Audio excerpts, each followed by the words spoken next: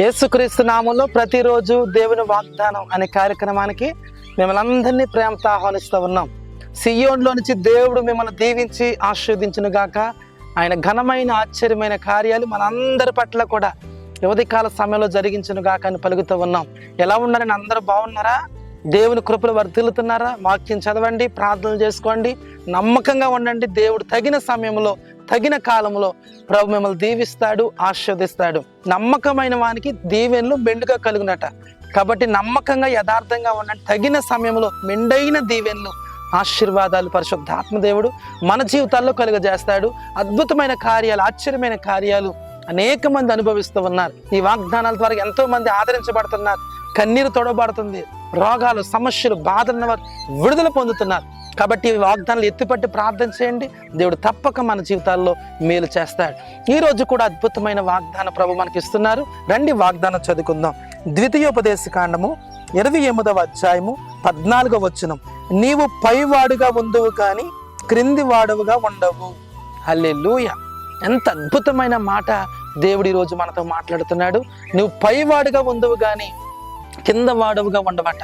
దేవుడు ఎంత అద్భుతంగా మనతో మాట్లాడుతూ ఈ ఉదయకాల సమయంలో ఈ వాగ్దానం ద్వారా ప్రభు మిమ్మల్ని పలకరిస్తున్నాడు. నువ్వు పైవాడుగా ఉంటావు, దేవుడు గొప్పవాడిగా నేను చేయబోతున్నాడు. నువ్వు క్రింది వాడుగా ఉండవట. చాలా మంది అనుకున్నారు దావీదు జీవితంలో క్రిందవాడిగా ఉంటారని, కానీ దావీదుని దేవుడు పైవాడుగా చేశాడు. యోసేపును చాలా మంది అనుకున్నారు గోతులో పడేస్తాం, క్రిందివాడిగా ఉంటాడని, కానీ దేవుడు యోసేపును ప్రధానిగా చేసి పైవాడిగా చేశాడు. దేవుని బిడ్డ, నీకున్న శోధనలు బట్టి, నీకున్న శ్రమలను బట్టి, నీకున్న కష్టాన్ని బట్టి, నీ ఇంటిలో ఎదుర్కొంటున్న ఆటుపోట్లను బట్టి, నీ అప్పులను బట్టి, నీ పిల్లలు నీ మాట వెనక నువ్వు అనుకుంటున్నావేమో ఒకవేళ. అయితే దేవుడు అంటున్నాడు ఇవన్నీ తాత్కాలికమైన తీసివేస్తాడు దేవుడు. అవన్నిటిని కూడా తొలగించి మబ్బు విడిపోయినట్లుగా చేసి నీ పరిస్థితులన్నీ తారుమారులు చేసి నిన్ను పైవాడిగా చేయబోతున్నాడు. నువ్వు పైవాడిగా ఉంటావు కానీ కిందవాడిగా ఉంటావు. ఈరోజు ఈ వాగ్దానం నీ జీవితంలో నెరవేరబోతున్నాయి, మీ బ్రతుకులు నెరవేరబోతున్నాయి, నీ ఉద్యోగులు నెరవేరబోతున్నాయి, మీ వ్యాపారాలు నెరవేరబోతున్నాయి. అనేక రీతుల్లో అనేక రకాలుగా నా దేవుడు మీకు సహాయం చేయబోతున్నాడు. చాలా మంది కన్నీటిలో ఉండి వాగ్దానం చూస్తూ ఉన్నారు. ఎక్కడెక్కడ ఉండి ప్రభు నాతో మాట్లాడాలి, నన్ను దర్శించాలి, నన్ను బలపరచాలని ఈ వాగ్దానం చూస్తున్నారు కదా. ప్రభు మీతోనే మాట్లాడుతున్నాడు. నువ్వు పైవాడిగా ఉండబోతా ఉన్నావు. నీ కన్నీళ్ళు తుడుచుకో, ప్రభు వైపు చూడు, ఒక నిరీక్షణ కలిగి ఉండు. నా దేవుడు నాకు సహాయం చేస్తాడు, నన్ను విడిపిస్తాడు. నన్ను విడిచిపెట్టే దేవుడు కాదు. ఆయన అరచేతులను చెక్కుకుని నన్ను బలపరుస్తున్నాడు. శ్రమల్లో, కష్టాల్లో, ఇబ్బందులు, కన్నీటిలో ఉన్నప్పుడు నాకు తోడుగా నన్ను ధైర్యపరిచాడు. అలాంటి దేవుడు ఇప్పుడు నాతో ఉన్నాడు అనే విషయాన్ని మీరు మర్చిపోవద్దు. ఈ వాగ్దానం ద్వారా ప్రభు నీతో మాట్లాడుతున్నాడు. నిన్ను పైవాడిగా ఉంచబోతున్నాడట.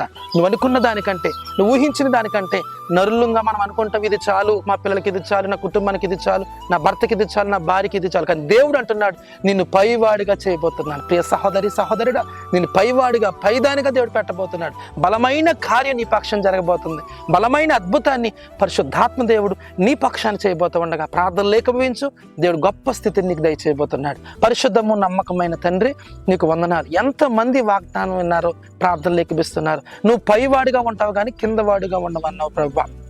ఎంతమంది శోధనలు, కష్టాలు, ఇబ్బందులు, వారి కన్నీళ్లు, వారి ఆటుపోట్లు చూసి భయపడినైనా నా జీవితం అయిపోయింది, నా బ్రతిక అయిపోయిందని బాధపడుతున్నారు. వారందరితో మీరు మాట్లాడారు. మీరు పైవాడిగా ఉంటావు అని చెప్పారు కనుక నేను వారి స్థితిగతులను తారుమారులు చేయండి, వారి కన్నీరు తొడవండి, వారి జీవితాల్లో, వారి బ్రతుకుల్లో నీ అద్భుతమైన కార్యం చేసి వారిని పైవాడిగా ఉంచండి ప్రభువా. నీ సేవకుడిగా దీవిస్తున్నాను, ఆశీర్వదిస్తున్నాను.